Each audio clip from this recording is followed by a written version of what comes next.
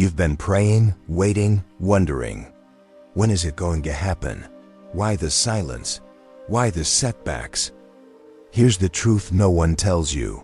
Before the blessing, God will test you.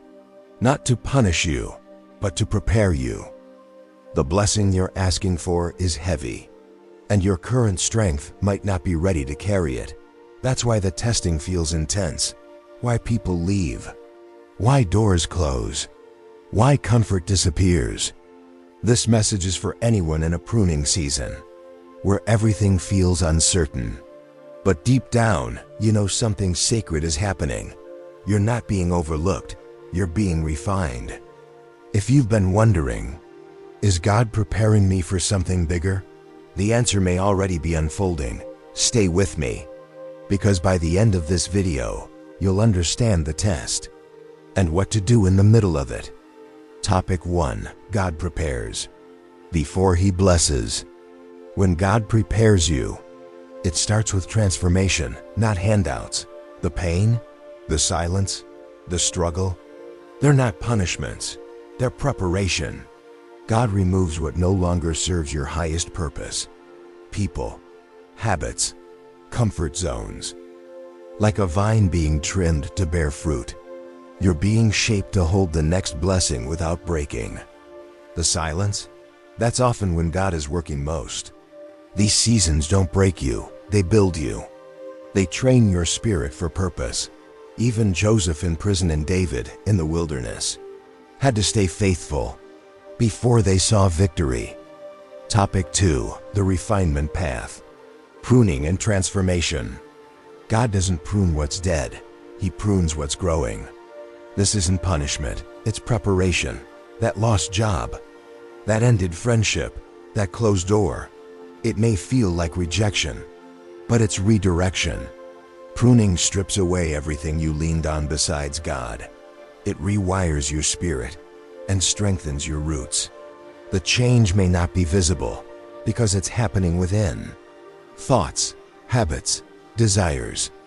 This is the removal of the old wineskin, so God can pour in new purpose. Topic 3. Tests of endurance, growth under pressure. Tests don't break you, they build you. God allows pressure to grow your patience, your faith, and your spiritual maturity. Endurance isn't about surviving, it's about walking in faith. When nothing makes sense, David was anointed, but sent back to tend sheep. Joseph had dreams, then was thrown into a pit. Their trials weren't outside of God's plan, they were the plan. Endurance strips away false comfort and brings you to total trust and obedience. Topic 4. Inner stirring and renewed desire. There comes a time when what used to satisfy no longer does. That's not burnout, that's a divine clue. God is shifting your desires. From surface wins to eternal impact, you feel restless. Not anxious, but invited. You want peace over praise, purpose over comfort, obedience over control. That's not a mood swing. That's heaven whispering. And right when your heart begins to align, God's timing begins to unfold. Topic 5. Perfect timing and divine orchestration. God's timing doesn't follow your clock. It follows your readiness. That pause you feel, it may be His protection, His preparation. Think of Joseph. He was interpreting dreams in prison. Before standing before Pharaoh, God didn't forget him. He refined him. What you're learning in private will sustain you in public.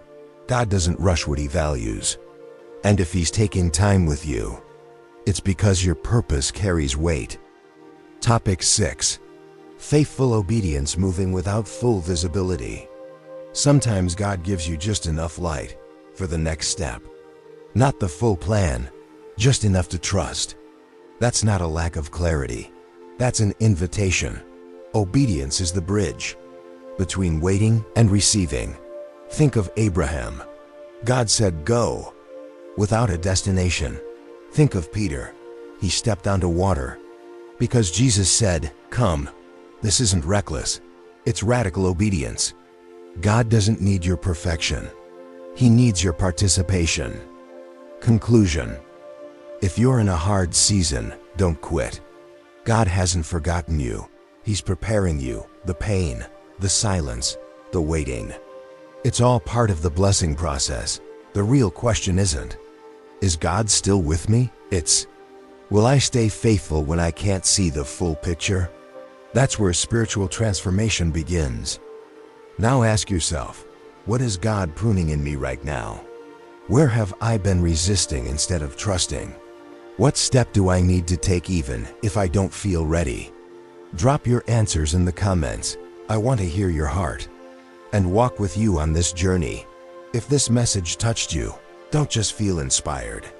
Subscribe to the channel, turn on notifications, because this space goes deep, and you won't want to miss what God says next.